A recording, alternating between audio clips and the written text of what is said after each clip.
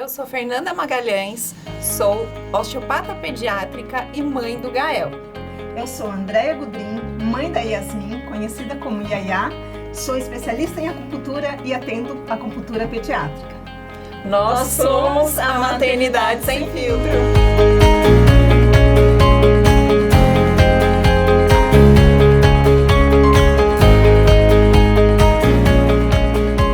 E nesse segundo episódio, nós estamos aqui com a doutora Amanda Conde, pediatra, neonatologista e proprietária da Vacivita. Eu vou colocar o @, da Vacivita aqui e vocês conseguem identificar as cidades que a Vacivita está presente. Então, doutora, prazer em estar aqui com você. Obrigada. A gente já se conhece há algum tempo, eu não me lembro como. Com certeza foi através de algum paciente, né? Sim. E obrigada pelo convite, é tão bom estar aqui e falar sobre maternidade realmente sem filtro, né? Explicar e tentar ajudar, porque é sempre um momento muito difícil, delicado. E além de toda a ficha que você passou, eu também sou mãe da Catarina, eu também passei por isso. E eu acho que antes de você me perguntar o que você vai me perguntar, eu vou te dizer uma coisa. Eu considero pediatra, uma pediatra antes da Catarina, e eu me considero outra totalmente diferente depois da Catarina. Uma antes de ser mãe e uma depois de ser mãe. Totalmente. E o que fez você escolher a medicina e depois a especialização em pediatria? Eu sempre gostei de criança. Eu falo brincando, não é mais dessa geração dos nossos filhos, né? Mas assim, a gente teve uma carga cultural infantil voltada para as crianças que hoje a geração dos nossos filhos não tem, infelizmente, né? Tipo, desde uma Xuxa, né? Aquelas apresentadoras infantis que vinham com desenhos, com coisas. Lógico, as modernidades vêm acontecendo e vêm trazendo essas ferramentas consigo. Mas eu sempre fui uma pessoa que eu sempre gostei de festa, animador de festa. Eu achava o máximo isso, sempre gostei. Desde o meu colégio eu ia e fazia festinha pro maternal, fazia bandinha e tudo. E a da medicina sempre me encantou por conta do meu pai, né? Que ele era pediatra. E eu sempre achei fascinante aquela coisa encantadora da criança ter um respeito, né? Uma admiração por uma pessoa totalmente estranha que não fosse tipo um pai, uma mãe, né? Que não fosse aquela pessoa da família. E aí o pediatra sendo incorporado na família como um tio, uma tia. Eu sempre achei muito legal isso. É verdade, porque antigamente o pediatra parecia que era parte da família, né? Exato. Como se falava, médico da família, não Exato, tinha isso. exatamente. Eu que morava numa cidade pequenininha, então o pediatra conhecia todo mundo. Todo mundo conhecia, né? Eu sou uma pessoa muito tímida, eu sou uma pessoa muito introvertida, eu nem gosto dessa coisa de, tipo, tá andando no supermercado e ver, tia Amanda! Ai, eu sumi. Transborda, assim, eu adoro. Eu acho isso... são os frutos que a gente colhe. Trabalhar com criança é muito legal. A gente fala que tem pessoas que têm medo, né, de trabalhar com criança, porque é uma coisa muito... instável. Exato, uma coisa muito misteriosa, né? Você não sabe o que vai acontecer. Exato, o que vocês trabalham, né? E você vocês trabalham muito com a dor, né? Vocês trabalham muito, a gente trabalha muito com a dor, o que faz eu tenho certeza que as primeiras consultas, tanto da nossa mesa aqui, nunca é alguma coisa, é mais um acolhimento da mãe, Sim. né? Do que o próprio cuidar do bebê. Né? Eu acho que eu ganhei muitas mães, eu tenho certeza também que eu acho que foi isso que trouxe uma afinidade muito grande no nosso trabalho, ter essa percepção de chegar para a mãe, né, e falar assim, e você? Você tá bem? Porque a mãe, quando tem filho, vocês fizeram a apresentação. Vocês são mulheres lindas, empoderadas, e você é uma osteopata maravilhosa, e você é uma acupunturista maravilhosa, mas você fez questão, assim como eu, a gente fez questão de falar, eu sou mãe da Yaya, eu sou mãe do Gael, eu sou mãe da Catarina. E às vezes a mulher esquece isso. Sim. E a gente pega numa hora tão sensível, né? Acho muito legal o que vocês estão fazendo. Vai pegar a mulher no porpério, vai fazer eu chorar aqui. Ela vai chorar, ela já tá com o olho cheio d'água, gente. Ai, meu pai, mas é bem isso. É bem isso, a gente tenta acolher as mães, né? Que é um momento muito sensível, né? E cada um na sua casa tem as suas dificuldades e às vezes é acolhida ou não é acolhida, é ouvida. Na maioria das vezes não é ouvida e isso faz diferença no nosso trabalho, né? Faz muita diferença. Às vezes... Por isso que você se emocionou. Ele vai pegar um take, assim, dela botando, assim, aquele take preto e branco, assim, dela com aquela música... Mas que bom que eu fiz te emocionar, porque isso também tá em falta na nossa, no nosso nicho. E é legal você ter falado do cuidado de mãe, igual na minha área, que é medicina chinesa, tem os 5 elementos e fala, para cuidar do filho tem que cuidar da mãe. Sim. Então a gente cuida da mãe primeiro para cuidar do filho, porque senão ali não entra em harmonia. Exato. Então sempre tem que pensar na mãe. Você tocou num ponto que eu sempre falo dentro do meu consultório. Não sei se a gente vai perder ouvintes agora depois dessa minha revelação aqui no podcast. Mas polêmica. Eu não romantizo a amamentação. Exatamente por esse princípio que você falou. Se as pessoas levarem isso a ferro e fogo, uma campanha do governo federal com aquela mulher com cabelo com babyliss, sentada na janela, com aquele peito lindo, translúcido, sem nenhuma rachadura, sem nenhuma fissura, e aquele bebê gordinho, amamentado no peito e tudo. Eu não romantizo. Exatamente isso. Porque você falou isso? Que a amamentação tem que ser boa pro bebê, mas tem que ser boa pra mãe também. Se não está funcionando em um dos canais, a gente tem que ver. E é lógico, tem que tentar consertar. Mas o não romantizar e está tudo bem se você não conseguir amamentar. Ou se não quiser também. Ou né? se não quiser também. Inclusive, eu trabalho num projeto aqui de amamentação. Sim. E a gente faz muito esse acolhimento, porque as mães chegam muito fragilizadas, muito. Inclusive, a gente teve um caso que o bebê, ele não aceitava a mãe. E a gente tem que lidar com isso, tem que respeitar os limites, tanto do bebê quanto da mamãe também, né? Sim. É um vínculo emocional, né? A amamentação é um vínculo emocional. E aí você começa a pegar essa mãe fragilizada, ela não se liga em algumas coisas. E a criança que é adotada? Ela não tem vínculo? Você não cria laços? Porque você não vai amamentar, concorda? Sim. Uma mãe que está fazendo uma quimioterapia, ou então que fez uma retirada da mama por conta de um câncer e venceu o câncer para estar ali para o filho. Não são outros laços que são criados? Com certeza. E a gente tem até a técnica da sondinha para... Né? Exato.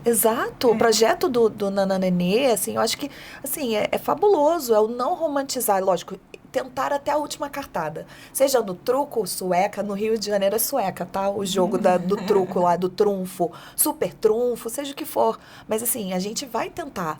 Sim. A gente como consultora de amamentação, numa sessão de osteopatia, numa consulta com o pediatra, a gente vai tentar até o final, até conseguir. Mas se não conseguir, a gente tem que segurar a estrutura emocional dessa mãe. E falar para ela que tá tudo bem, né? Exato, exatamente. Porque é bem difícil e a sociedade cobra bastante, né? Para aquela mãe que tentou o máximo e não conseguiu, e aí, sei lá, vai no final de semana, no churrasco, ai, você não tá amamentando, e aquele tipo de comentário, aquela mãe que tentou de tudo e não conseguiu, parece uma alfinetada no coração, né? Eu acho que é isso que é o importante desse episódio, sabe? Porque, assim, você falou, no segundo episódio, é isso, eu acho que quando a gente sentou e conversou, eu sempre quis fazer um episódio, um podcast, lógico, com pessoas que têm a mesma linha de pensamento que a minha, e principalmente focar nisso. Quando a mulher vira mãe, os pitacos, as mandingas, eu sei mais, né? Eu sei o que eu tô fazendo, eu já fui mãe e tudo. Isso tudo mas aí eu tô tentando ajudar.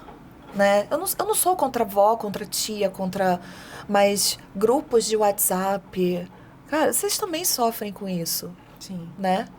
A gente, como profissional de saúde, a gente sofre com isso, porque a gente fica brigando contra influencers, que, tipo, da noite pro dia, acharam um registro e uma autonomia, uma autoridade, assim, que a gente vê que é uma autoridade sem precedente, e que a gente tem que ficar conflitando. É ou não é verdade? Sim. Sim. É muito louco isso. Tira a verdade daquela mãe, né? Aquele Sim. sofrimento. Não valida o sofrimento daquela mãe, né? Porque ela tá passando por um sofrimento. Vou dar um exemplo no parto. O meu parto foi maravilhoso. Aí a outra vira e fala, o meu foi ótimo, eu sofri muito. E aí você, como você não desse atenção à dor daquela pessoa, né? Ela fala, meu Deus, eu sou horrível, né? Já sou horrível como mãe, não consegui fazer o parto, né? E aí, assim vai na amamentação.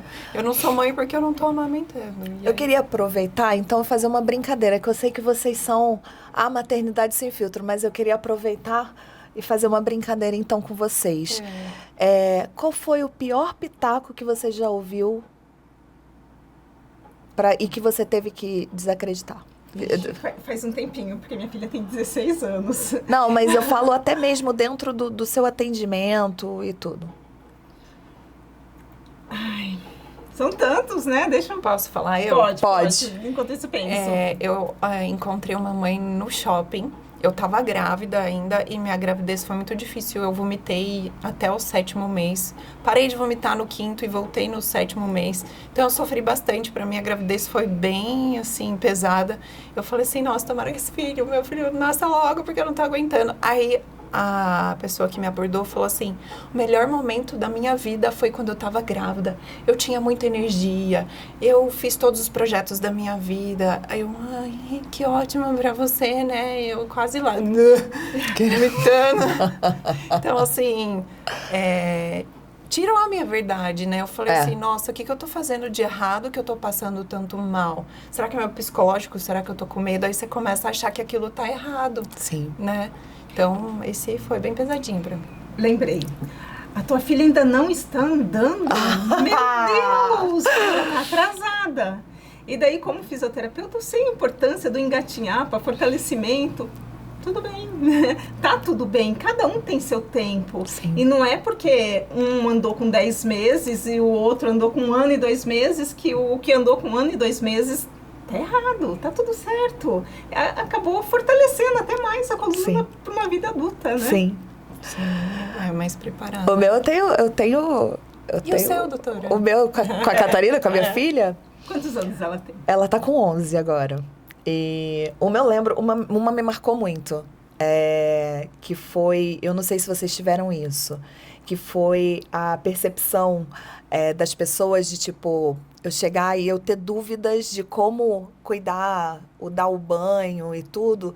E aí as pessoas olhavam pra mim e falavam assim, mas como assim? Você é pediatra? Eu falava, tá, mas eu sou mãe pela primeira vez. Sabe? Sim. Isso me marcou muito, porque eu sentia que no mesmo, assim, por exemplo, você falou, tiraram a sua verdade. Eu acho que eu senti que eu tive que me calar por muitas vezes. De chegar e pedir um apoio, tipo assim, poxa, eu vou pedir um apoio. Como assim você não sabe fazer isso? Julgada, você é né? pediatra, sabe? Uhum. Eu falava, não, mas é que eu sou mãe agora, é diferente. Parece que desaprende tudo Né? também, né? Tipo assim, minha filha teve piolho. Filha de pediatra teve piolho? Gente, mas é! Catarina usa chupeta? Meu Deus do céu. Sabe? Eu falei, gente, eu vou ficar reclusa. Ou então, tipo, se alguém perguntar alguma coisa, o que você faz? Eu sou advogada. Eu sou jornalista. Eu não sou pediatra. Eu não sou pediatra. Foi muito louco. Porque então. esquece que é mãe. Em primeiro lugar, É. né? Até mesmo eu, como osteopata, às vezes eu tenho que levar o Gael em transporte no bebê conforto quando eu vejo a cabeça assim, ó. Ai, meu Deus, eu vou ligar pra minha osteopata. Tô achando que ele tá com torcicolo congênito. Aí eu tava numa cafeteria aberta aqui em Itu, e aí eu tirei uma foto. E ficou uma foto tão bonitinha, mas quando eu fui ver, a cabeça lá de novo. Eu falei, aí eu fico preocupando com o que os outros vão pensar e eu coloco lá de legenda. Não, mas depois a mamãe conserta. Eu Então dou um jeito. a gente fica dando satisfação, né? É muito louco isso. Porque você fica preocupado que o outro vai pensar do jeito que você vai Basta a pensar. sociedade cobrar. A gente se cobra. Minha filha comendo fine, aí eu vou tirar foto, vou tirar foto ou não vou? Porque se eu botar no meu... É esse tipo de... Pediatra falando que açúcar faz mal e a filha dela comendo fine, Então, assim, a minha filha come fine, sim, a minha filha come danoninho, sim, mas eu acho que tudo tem que ser com parcimônia, Sim. né? Não tem fine todo dia na minha casa. É uma mudança também de cultura da sociedade em si, né? Tipo, você vê que, é o que eu tava falando outro dia, até para uns pais no meu consultório. Pessoal, vocês vão ver, eu não romantizo a amamentação, eu não sou a extrema, a radical da alimentação e tudo. Vamos voltar mais ou menos uns 20 anos atrás, 30 anos atrás, em que a Coca-Cola, o refrigerante, ele era posto na mesa quando? No final de semana, no almoço de domingo. Mas aí você chega hoje em alguns lares, né, que é a santa hipocrisia, e aí fala assim, toma refrigerante de segunda. Meu, refrigerante era uma coisa que... então a Catarina não toma refrigerante, ela toma. Às vezes o meu marido, o pai dela chega e fala, vamos comer uma pizza bem gostosa com aquele guaraná gelado? Eu vou ser hipócrita e falar, não. Minha filha pode tomar, mas de segunda a sexta, minha filha não tem acesso a um refrigerante 24 horas por dia. Vocês concordam com isso? Com certeza. Alguns até substituem muito louco. a água pelo refrigerante, né? É muito louco isso. Então, é uma mudança de cultura. Então, assim, eu às vezes me policio, mas às vezes eu falo assim, cara, eu tenho que deixar minha filha ser criança sim. Ela pode comer fine. Não vai ter fine na minha casa, dentro de uma despensa, que ela pode pegar e ao invés de comer uma fruta, ela comer um fine. O fine tem que ser uma coisa à parte. O brigadeiro, a coxinha. Um momento especial. É, exato. É a casa dos nossos avós que a gente ia domingo comer frango com macarronada e uma Coca-Cola gelada. Que delícia. Que delícia! E o pavê de sobremesa? Isso. E que aí o tio fala, é pavê ou pra comer. Mas é bem isso mesmo. As pessoas estão muito branco e preto, 880, né? Ou é isso ou é isso. Tela, sim ou não. Depende, né? E não tem essa flexibilidade, né? Então, principalmente o que a gente estava falando com as redes sociais, que todo mundo tem acesso a tudo, a sua vida, ao que você faz, aonde você anda. E aí te vem daquela forma por você ser um profissional, então não vem essa parcimônia, né? Essa flexibilidade. Exato. Vamos lá. Fala. Existe leite fraco? Ou sempre o leite da mãe é o suficiente? Até o leite da mãe é o essencial que fornece todas as propriedades e todos os nutrientes para o bebê, tá? A fórmula infantil, ela veio com um propósito, que eu sempre falo, né? Quando a gente tem mas eu dou fórmula infantil pro meu filho e tal, em algumas ocasiões, mas ele, na sua base, não é leite humano em pó, né? Quem dera, né, se fosse essa propriedade. Infelizmente, é um leite de vaca que é acrescido, adicionado com propriedades que se assemelham e tentam chegar próximo ao leite humano, né? Ao leite materno. Mas o leite materno se torna essencial.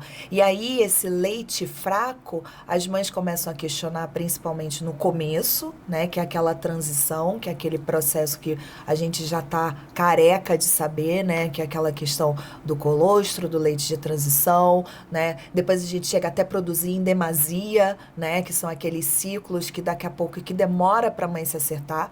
Mas o leite, ele é perfeito para cada bebê. O leite não é que ele se torne fraco, mas depois dos 6 meses de vida, por que a criança faz aquela suplementação com ferro, né? Que a gente sempre questiona.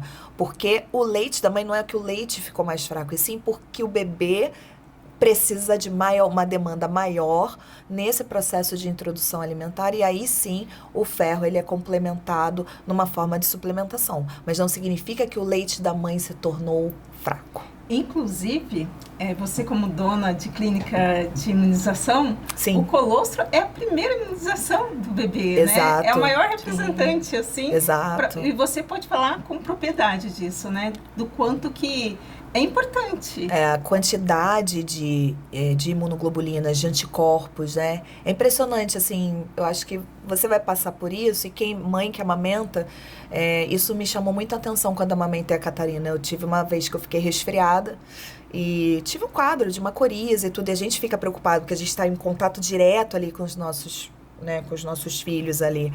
E é muito louco, a gente só vê quando a gente passa por aquilo, né? Eu fiquei resfriada e fui e contornei, né, sintomáticos, né, tipo, porque a gente também fica um pouco limitada nesse processo de amamentação, em questão de medicação. E tomei muita água, e tomei meu própolis, e tomei minha vitamina C, e graças a Deus fiquei bem. Logo depois a Catarina veio com um quadro, né, de uma coriza e tudo, e aí eu lembrei dos meus anticorpos descendo pelo meu leite, assim, e ela foi e resolveu, e graças a isso. E o colostro tem essa propriedade, né, enfim. E a gente é super a favor disso, né, da amamentação. Esse é um dos principais motivos, né, a imunidade. E quando você tá doente, você mãe tá doente, você passa vírus pelo leite? Não, o vírus, você não faz contaminação pelo leite, você produz anticorpos e os anticorpos passam pelo leite materno, né? Então, geralmente o contágio, geralmente de um vírus, de uma bactéria, se dá por tossir, né, secreção, enfim, você não passa, o vírus que está na circulação sanguínea, ele não passa desenvolvendo a doença na criança. Amamentar, então, com uma máscara daria certo? Daria, se você está numa fase secretiva, né, de coriza, de tosse, tudo, ajuda. Tá. Mas, assim, eu acho que a mãe tem esse bom senso, né, de proteger, de não tossir na cara, no rosto do bebê ali. Ajuda, né, gente? Em tempos de Covid, a gente aprendeu, né? É engraçado que a gente aprendeu a se proteger. Quem nunca julgou uma matéria do Jornal Nacional quando vê lá o Japão, cidades, né, tipo China, que são ultrapopulosas, e chega na época de inverno e todo mundo usando máscara, fala, nossa, que exagero! E aí o Covid veio mostrar pra gente que não, né? Que a gente... Esse respeito ao outro, né? Super importante. Exatamente. Hoje em dia, qualquer resfriado, às vezes as pessoas colocam máscara, né? Sim. Isso é até bonito. Eu acho que é uma forma de se proteger e de proteger o outro também. Voltando na questão da amamentação, se o leite é forte ou não, eu vou entrar numa questão, às vezes, o que eu acho, né, que eu tenho contato como osteopata, talvez o bebê tenha algum tipo de disfunção oral, que não consiga pegar bem o peito da mãe, e aí ele fica lá chupando, tentando sugar aquele leite, e às vezes não é tão efetivo. Talvez não pode ser essa questão, que aí as pessoas às vezes não têm contato com uma consultora de amamentação, Sim. Um bom posicionamento, e aí talvez fique achando que o leite é fraco. Assim, é uma mudança toda de conceito, né? Porque aí vocês vão entrar também no que a amamentação é livre demanda. Tem que dar de mamar pro bebê, né? Como você não escutou isso? Fala pra mim, sério, de 3 em 3 horas, de 2 em 2 horas, tem que acordar e tudo. Isso é uma questão de amamentação livre demanda. A gente sabe que, como a gente trabalha com isso, a gente sabe que a fase oral do bebê, ela demanda muito, né? A questão da salivação e tudo. E o prazer que o bebê sente é na sucção. Então, assim, não significa que o bebê tá ali no peito, sugando porque ele está automaticamente com fome. Significa também a gente entra naquela parte de sucção não nutritiva, né? De o bebê sugar porque ele está com um processo de cólica, dele querer sugar até mesmo para ficar mais aninhado à mãe, um salto de desenvolvimento, né? Então, assim, são vários fatores. E aí, realmente, por isso que eu acho que é importante a gente falar sobre isso. Porque, às vezes, a mãe tem a percepção dele estar pendurado, que nem aquele bebê chimpanzé que a gente vê no documentário, que fica lá segurando, assim, o bico da mãe, parece que é de silicone, né? Vai pra cima, vai pra baixo, vai pro lado, vai pro outro, né? A mãe fica lá, aí você vê o bebê, a mãe chimpanzé assim, ó. Morta, que nem a gente amamentando, né? E às vezes não é por demanda de fome, de necessidade calórica, de necessidade hídrica. É uma demanda emocional. Exato. Às vezes até isso, né? É o tal Sim. do sucking, né? Da esterogestação, né? O sugar. É o prazer, é o que ele vê, a primeira sensação que ele tem de prazer. E aí se confunde com fome. Nossa, é super isso, viu? É isso. É mesmo, doutor. Hoje eu vou falar com meu marido. Vou anotar aqui rapidinho. Acabei tirando uma dúvida na consulta. A consulta dela era segunda, tá, gente? Se ela não for, eu aviso vocês. Porque eu acho que ela tá fazendo a consulta aqui. Dia 11. Falar em consulta, eu notei, quando eu fui lá, que você pediu para passar um probiótico para o Gael. E aí, essa é uma das minhas dúvidas. A gente passa o probiótico do leite da mãe para o bebê? Não. Isso é uma coisa que eu lembro um professor meu, e aí quando veio a questão do probiótico, né, a gente entender que o nosso intestino é o nosso segundo cérebro, né? Sim. A importância de ter um intestino saudável. As bactérias boas colonizando, que influenciam até na imunidade do bebê. Aí, doutora, passou probiótico, mas eu tomo probiótico? Cientificamente, os probióticos que nós mães tomamos não passa. Quem dera, porque a gente ia se entupir de probiótico para os nossos filhos ficarem, né? E aí a gente entra numa questão que não é nem tão de bebê, mas assim, que com certeza eu e você, a gente já passou, porque as nossas filhas estão maiores, né? Mas é a questão do vermífugo. Ai, vai começar a escola, tem que tomar remédio de verme. Não é? Quem nunca ouviu isso? E aí, hoje, a questão dessa saúde do intestino, né? De não causar a disbiose, que é o desequilíbrio da microbiota intestinal, para a gente não levar esse desequilíbrio e levar a criança a ter mais doenças, porque esse desequilíbrio, a criança fica... A criança, adulto, o idoso, tudo, tá? Então, assim, probiótico é para a vida inteira. Aí eles vão fazer assim, claro. Probiótico para a vida inteira. E olha que a gente nem está sendo patrocinado, né? Ainda.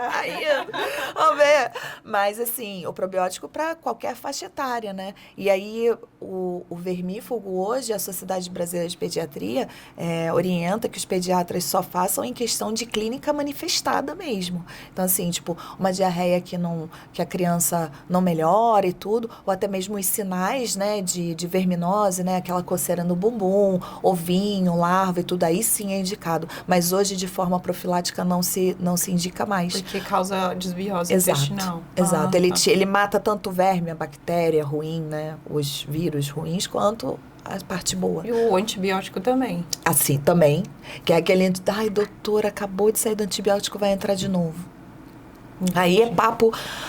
para um outro podcast, né? Porque aí a gente vai entrar aí num loop sem fim, né? Que é o uso excessivo dos antibióticos por parte das crianças, né? Um quadro viral, né? A gente saber entender. Eu acho isso muito importante as mães entenderem, né? Essa questão de quadro viral e bacteriano. Em relação à imunidade, eu lembrei que quando a Yasmin era bebê, e a pediatra dela, eu trabalhava com ela, era a doutora Vera.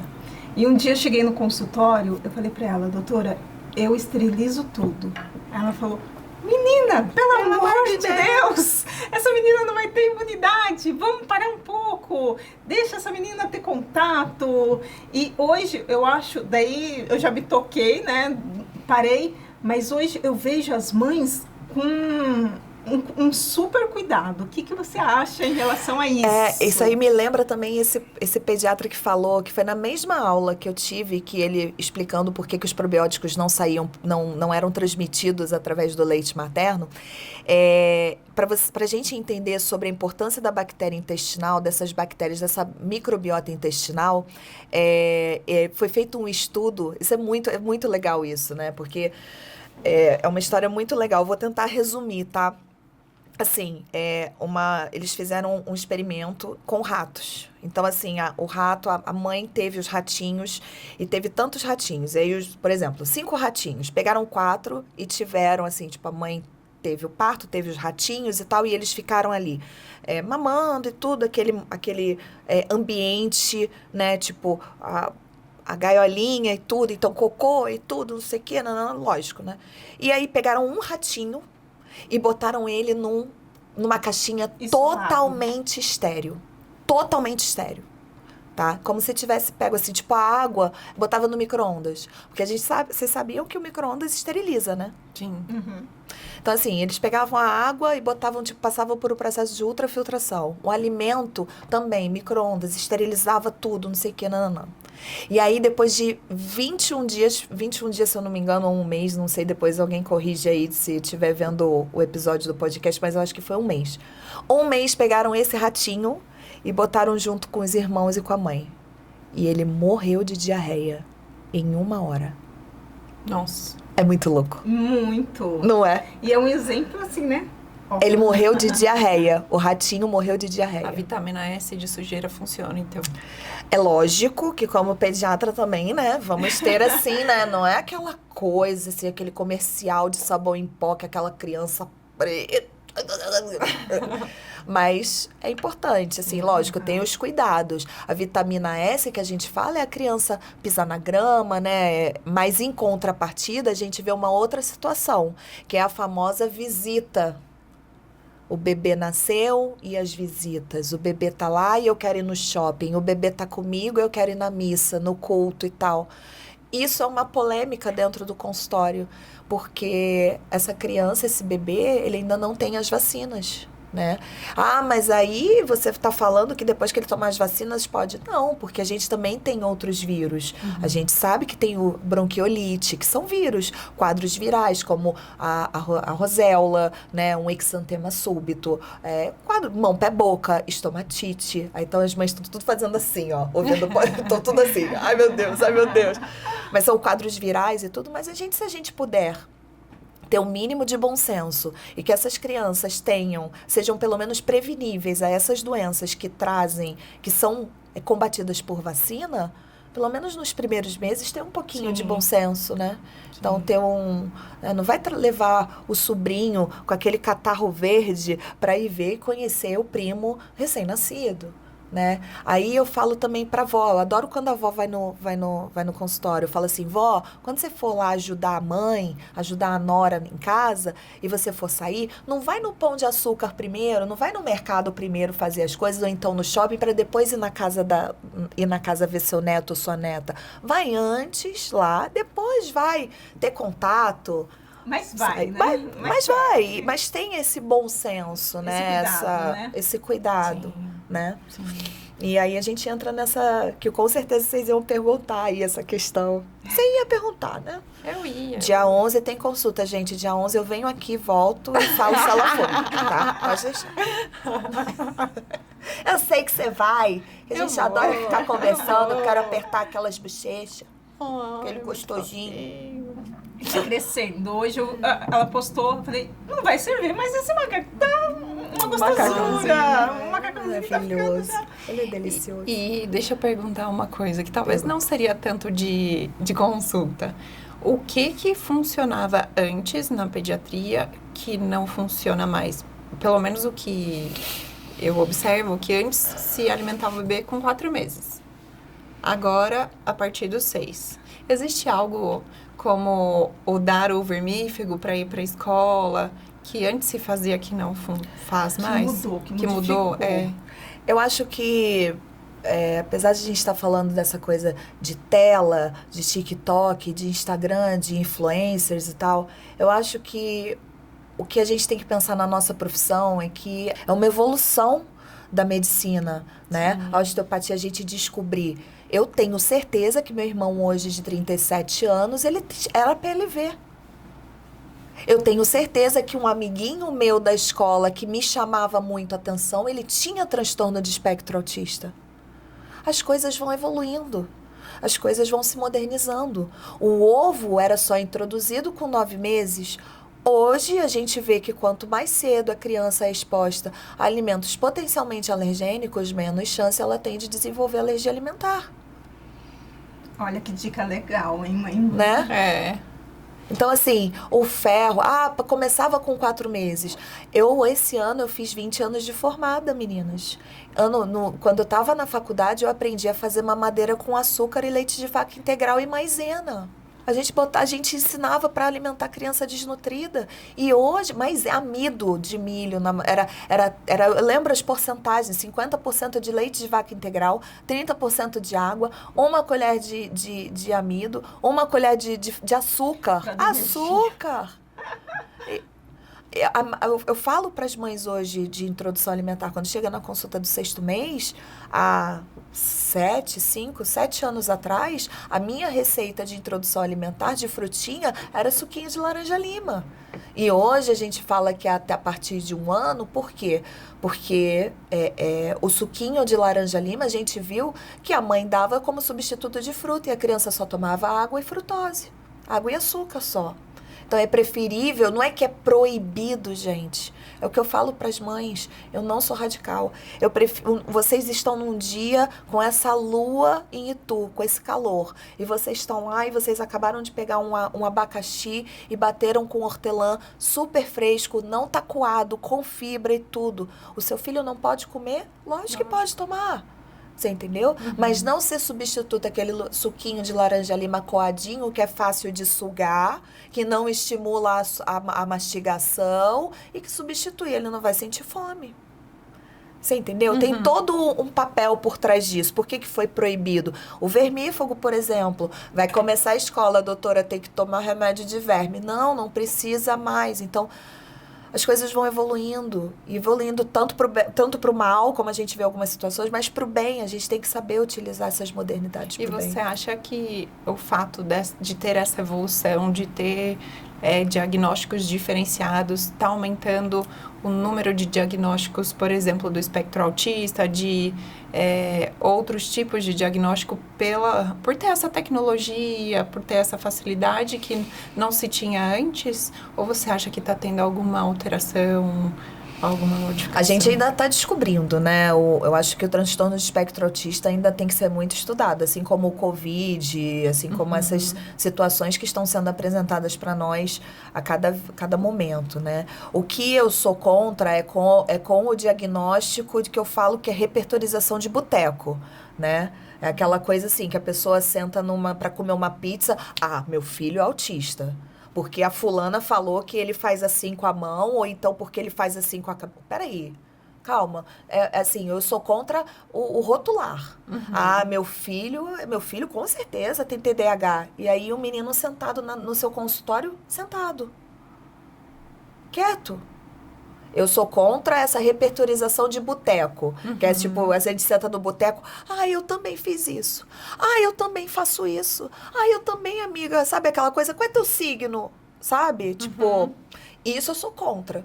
Mas os avanços da medicina fizeram isso para trazer oportunidades e melhorias de tratamento e melhoria para as nossas crianças, para os nossos pacientes. Então, sou super a favor. A gente está descobrindo a questão do autismo, né? Cada vez mais é uma população mais envelhecida que está tendo filhos, né? A gente começa a ver mães que há 30 anos atrás eram mães com 25 e tudo. Hoje, pais, homens mais velhos sendo pais. Mas eu sou contra isso, Fê. Uhum. Eu acho que querer rotular, querer ter um rótulo, querer ter um diagnóstico para acalmar o coração, sabe? Acalmar, tipo, ufa, ele tem isso. Né? Exato. Porque é mais difícil educar.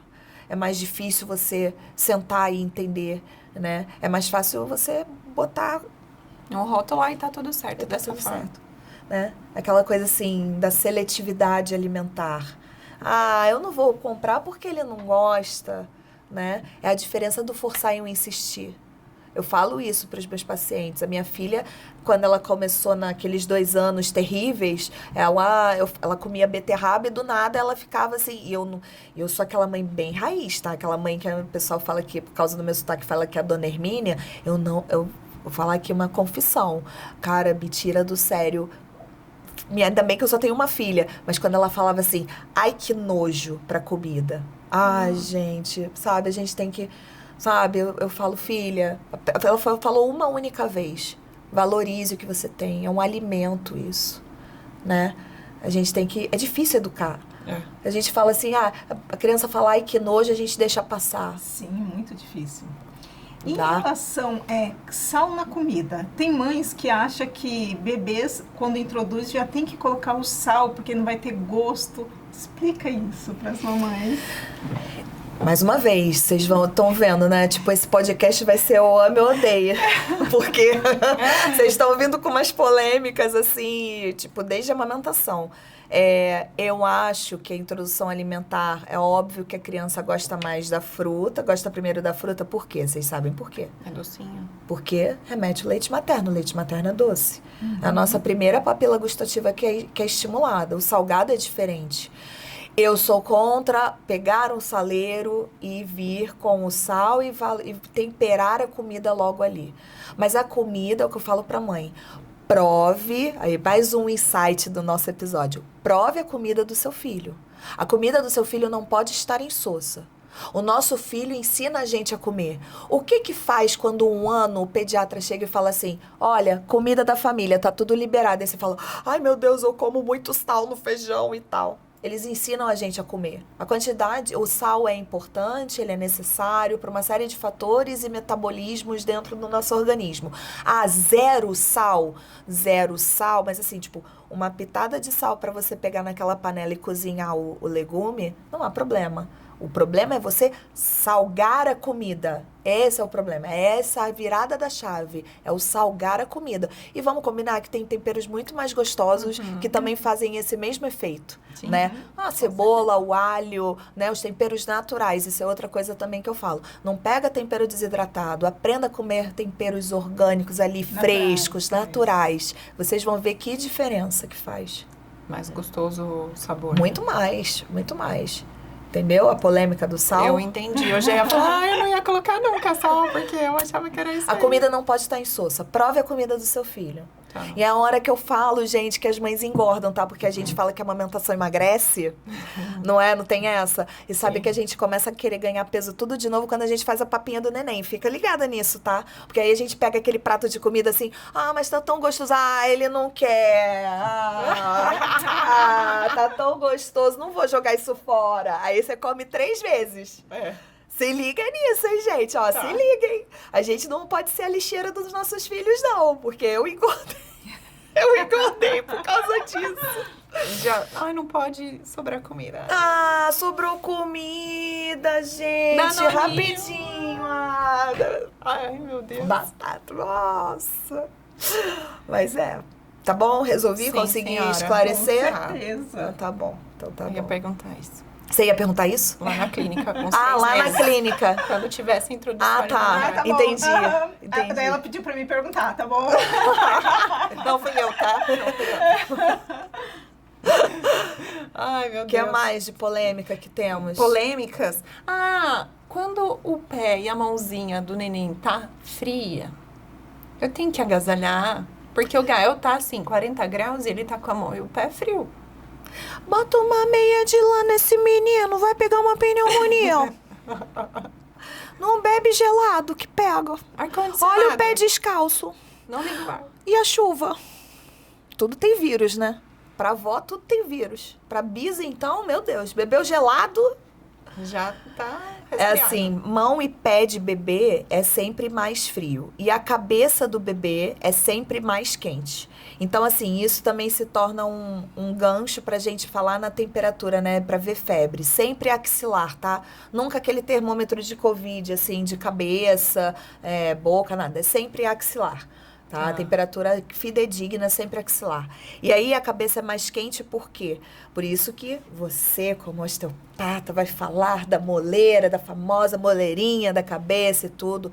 Mas o cérebro do bebê, com 2 anos de idade, para a gente ter uma dimensão aí de mais ou menos de crescimento de cérebro, né, desenvolvimento cerebral, com 2 anos o bebê já tem 80% do cérebro formado.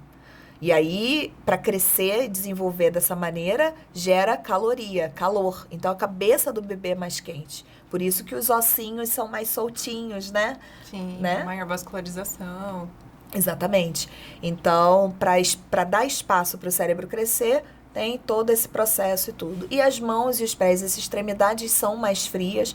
Não há necessidade de aquecer, é o que eu sempre falo para os pais. O frio que você está sentindo é o frio que ele está sentindo. O calor que você está sentindo é o calor que ele está sentindo. Como eu vou ver? Pela mão e pelo pé? Não.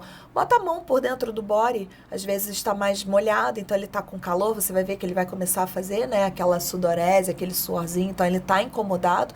E o frio, você vai ver que o peitinho dele está mais gelado. Então a nossa medida, a nossa preocupação de mãe, a nossa propensão de mãe é sempre com a mão ali dentro do body. Mais central, E a gente sente, mais central, exato. Tá? Eu acho que também é uma dúvida de bastante mães. Quando levar o bebê no pediatra? Só quando fica doente?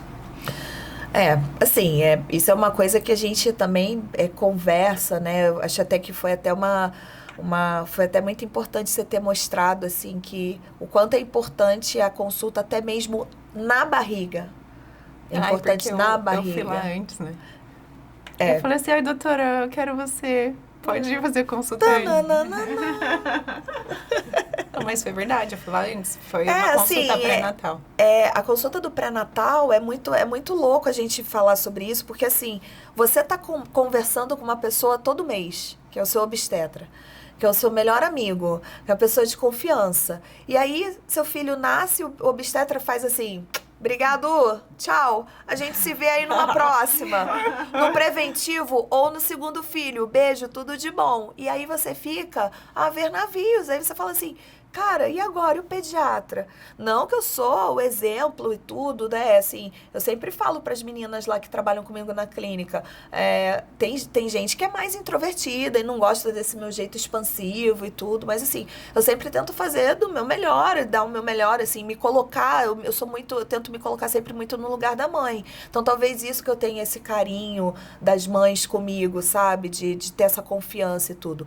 E aí, você tem que criar esse vínculo com o pediatra, porque é ele que vai te orientar. Então, essa consulta do pré-natal não é porque o pediatra quer conhecer tudo. É para vocês entenderem, vocês criarem laços. Porque até vocês acharem, a gente tem tanta dúvida e tudo. Aí depois tem que ficar procurando, vai no pediatra. Não fui com a cara dele? Não fui com a cara dele, ele fala meio estranho. Aquela médica lá, doutora Amanda, carioca, fica falando, chiando. Ai, fala alto. Ai, não fui com a cara dela, não. Aí tem mais 10 dias para você achar uma pessoa, um pediatra, para você chamar de seu. Então, assim, é legal você ir na consulta pré-natal. A gente passou as vitaminas, você já deixou tudo prontinho lá. As vitaminas, os sintomáticos, né? Falou do teste do pezinho, o que acontece na hora do parto, por que tiram ele de perto de mim, o pediatra vai lá, pega, faz o que ele faz ali? Né? E a gente conversou sobre isso, então é muito legal isso.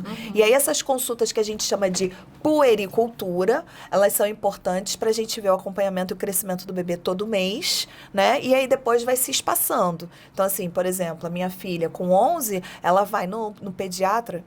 Mentira, vai comigo. Ela vai no pediatra uma vez no ano, né? Mas assim, o bebê nasceu, vai todo mês até a introdução alimentar. Aí eu deixo aberto pra mãe, mas se a mãe quiser me ver todo mês, mas aí pra ter uma noção de peso, estatura e tudo, com 9 meses, com 1 ano, depois a cada 2, 3 meses, enfim. E aí depois que a criança faz 3 anos, é a cada 6 meses. Mas não é só pra ficar doente, é porque é aquele médico. É isso que eu falo, é o pediatra para chamar de seu, porque ele entende, ele sabe que ele tem uma alergia, ele sabe que da outra vez que ele ficou doente, quando ele tomou amoxicilina, ele teve diarreia. Então é aquele pediatra que sabe, que entende o teu filho, que conhece você. Né? Não é só para ficar doente, entendeu? Então eu acho que é válido isso, eu acho que até não é só quando nascer, também, é antes. É antes, quando tá na barriga. Por falar nisso, o teste do pezinho, o teste do pezinho só detecta doenças?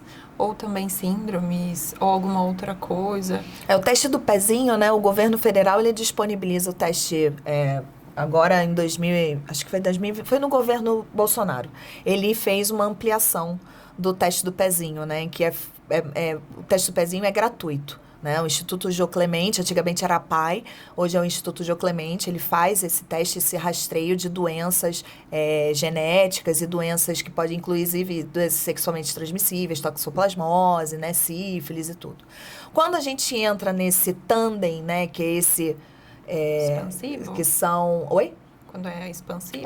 O teste o Mega Plus, Mega Blaster, cada instituição chama de um jeito e tudo. Ele engloba doenças que são com metabólitos, né? Metabólitos de aminoácidos, ácidos graxos, de micronutrientes. Doenças essas que, às vezes, o pediatra perde-se muito tempo na detecção. Então, Você fala, tipo uma diabetes? Não, eu penso numa doença mais complexa, mais rara. Tá? Uma doença de metabolismo que o bebê fica sendo estimulado, por exemplo, com um tipo de alimento, com um tipo, por exemplo, de leite. Ele tem um defeito na metabolização de um micronutriente e ele acaba desenvolvendo uma doença quando tem 2, 3 anos e que, do nada, o bebê desenvolve, a criança desenvolve e a gente perdeu tempo demais. Entendi. Entendeu? Seja, por exemplo, uma carnitina, entendeu? No metabolismo de uma carnitina. Então, são doenças bem amplas e que são raras, tá? Não é uma coisa que você encontra fácil dentro de um consultório, que você vê assim, tipo, tem uma amiga minha que faz isso. Mas que quando detectadas precocemente, a gente economiza muito tempo. Encurta Fazem o a caminho. diferença. Encurta muito o caminho. Muito caminho. Então, é essencial, é muito importante, sabe? Então, sempre que tiver a oportunidade, fazer essa parte mais ampliada do teste do pezinho. Que eu descobri no pré-natal. Que você falou. Com a doutora Amanda. Cobra o teste ampliado. Isso, Fala pro antes de seu ir marido. embora. Isso, antes de E ir eu embora. chorei falar nisso. Porque foi o primeiro chorinho dele, assim, bem... Vá! Eu, assim, a enfermeira não vai chorar. Não, imagina, não vou chorar. Eu entendo, porque para levar minha filha para furar a orelha, foi amiga. Eu fiquei pro lado de fora. Não acredito. Gente. Eu falei, não, sou forte. Tchau, gente. Obrigada, viu? Olha, gente. Dá um desconto, eu não puerpério lá. Tá bom, eu não vou contar que quando a primeira vacina que a minha filha tomou, eu chorei também. Tá bom. Ai, meu Deus. Vou fazer uma pergunta especial pra minha irmã, Sheila, de São Paulo. Oi, Sheila, tudo bom? Não fica brava comigo, tá? Vai, fala. Ai, meu Deus. Bebês recém-nascidos podem ter contato com cães e gatos? Sheila, você não mandou dar o gato da Fernanda, né? Tem 2 cachorrinhos. Ai, cachorro? É cachorro. Tem uma Lulu e uma Shih Tzu. Pode, tanto pode quanto deve. É lógico que nós, como pais, a gente tem que ter o mínimo de, como sempre, noção, parcimônia. É lógico que eles não vão subir no berço e tal, e não sei o quê, né? Tipo... Mas em questão de, lá na frente, alergia e tudo, não é isso que vai ocasionar, né? Você tem o cuidado com o Gael, você não vai deixar a casa imunda, cheia de pelo, né? O problema não é esse. Eu acho, sim, que tem que ter contato com animais, mas a gente, como pais, a gente também, né? Tipo, principalmente gato, né? Que gato é muito... Vai querer ficar no cantinho e tal, pular no berço e tudo mais, não sei o quê. É até engraçado a gente falar isso, porque às vezes até o cachorro ele sente, né? E às vezes fica até com um ciúminho do neném na chegada em casa, né? Começa a fazer umas coisas que... E aí depois, esse laço que a criança, que o Gael vai criar andando, você fazendo aqueles vídeos instagramáveis dele com aquela fralda, com aquela bunda, naquela fralda rebolando e o seu cachorro andando do lado, isso aí não tem preço. Não tem preço. É um outro tipo de afeto. Eu acho que a criança tem que estar cercada por todos os tipos de afeto. Então, assim, não precisa dar os seus cachorros, não precisa dar os seus bichinhos. É só ter noção, é só ter parcimônia, né? Davi, corta isso, manda pra minha irmã, por favor. Sério? Não, é brincadeira. É sério. Ao final, é sério? Amanda, e agora, pra gente finalizar, deixa uma mensagem. Nossa, tanta coisa pra falar. Amem seus filhos como se não houvesse amanhã. Mas limite sempre que possível. Um limite, educação. Uma vez eu vi o Piaget falando que a gente tem que ter os nossos filhos do nosso lado. Mas a gente também tem que saber que nós não somos... Pai e mãe não é amigo. Pai e mãe é pai e mãe, né? Para que eles tenham essa base forte, essa confiança, esse porto seguro. E aí, eu falo para você isso.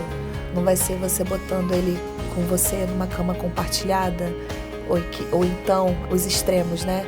Cama compartilhada, ou deixar ele chorando, se esgoelando. Deixe que ele crie confiança em vocês. Nós somos os portos seguros dos nossos filhos. Então não vai ser uma cama compartilhada, um dia ou outro, que ele vai estar num salto de desenvolvimento, que vai fazer com que ele tenha autonomia e independência. Ele não é carro.